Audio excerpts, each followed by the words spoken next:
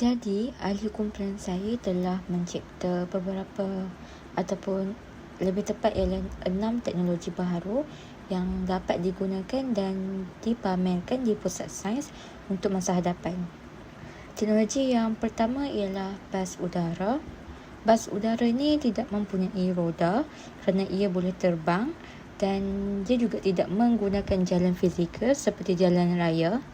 Jadi, banyak ruang akan dapat dijimatkan apabila tiada jalan raya dan manusia boleh membina pelbagai bangunan ataupun teknologi yang berfaedah dengan ruang yang luas. Untuk muatan bas, ia seperti bas biasa sebelum ini, namun lebih selamat dengan pelbagai teknologi canggih yang diubah sesuai untuk meningkatkan keselamatan penumpang dan pemandu. Ia juga tak menggunakan minyak seperti bas biasa. Untuk selamatkan alam sekitar, bas tersebut hanya menggunakan tenaga elektrik untuk terbang. Jadi, bas ni boleh charge untuk bergerak. Untuk teknologi kedua, iaitu tempat charge kereta minimalis. Tempat charge kereta minimalis ni fungsi dia adalah untuk charge semua kenderaan elektrik. Ia direka bentuk dalam bentuk fizikal yang minimalis dan juga sesuai dengan persekitaran yang sedia ada. Tempat charge minimalis ni, dia ada tiang untuk mengumpulkan tenaga cahaya matahari sebagai sumber tenaga kepada kenderaan. Jadi, cahaya matahari ni adalah sumber tenaga untuk kenderaan elektrik. Ia juga dicadangkan untuk meletakkan tempat charge kereta ini di semua sudut agar semua kenderaan dapat menggunakan dengan mudah. Teknologi ini diciptakan dalam bentuk wireless agar tiada tali yang berselirat dan just letakkan nombor plate dan auto connect sebab ada frekuensi di sekitar yang dia dapat detect.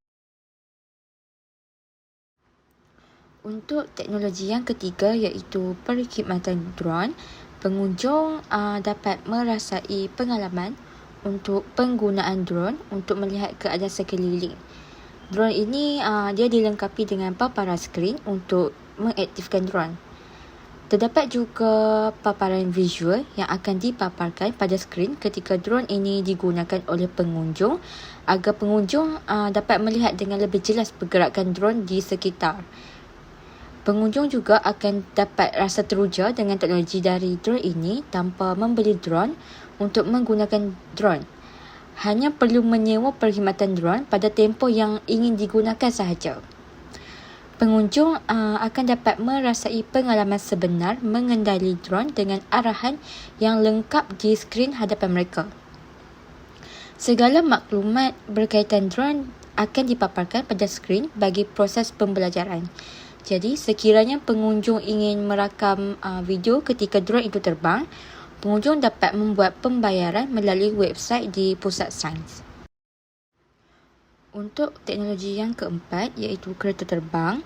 Kereta terbang ini dia boleh membawa pengunjung pusat sains melawat sekeliling pusat sains agar pengunjung dapat merasai pengalaman menaiki kereta terbang. Kereta terbang ini dia boleh bertukar menjadi kapal terbang ikut kemahuan pengguna yang memandu kenderaan tersebut dengan hanya mengaktifkan sayap pada kenderaan tersebut. Pada pandangan kami, kereta terbang ini dia dapat menjadi tarikan dan juga hiburan untuk pengunjung pusat sains pada masa hadapan. Dengan wujudnya kereta terbang ini, ia dapat menjelaskan kepada pengunjung tentang konsep-konsep sains dan fizik bagaimana kereta terbang ini dapat digunakan dalam kehidupan seharian. Ia boleh menjadi asas untuk meningkatkan produktiviti kereta terbang pada masa hadapan sesuai dengan teknologi moden yang semakin maju.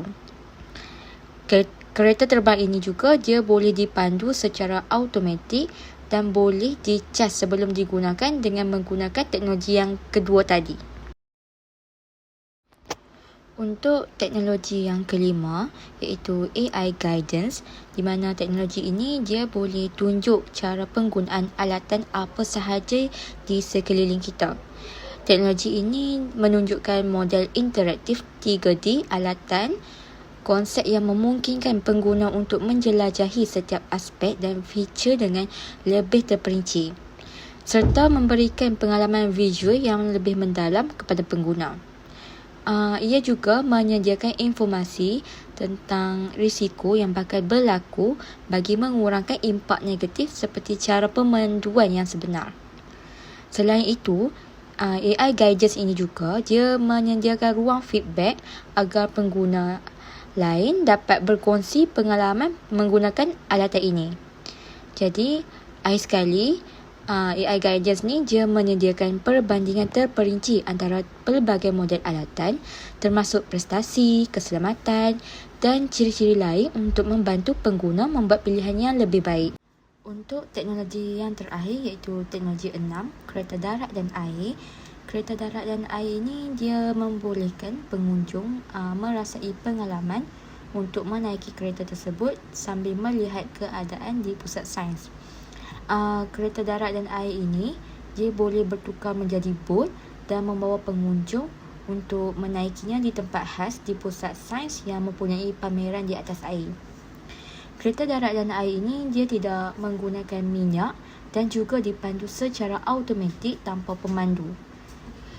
Ia boleh menunjukkan kepada pengunjung bagaimana ia berfungsi pada masa hadapan, serta menjadi tarikan di pusat sains untuk pengunjung datang lebih ramai selepas ini. Jadi berdasarkan apa teknologi yang telah kami ciptakan ini, dia mempunyai persamaan yang sama, serta semua teknologi ini saling melengkapi antara satu sama lain.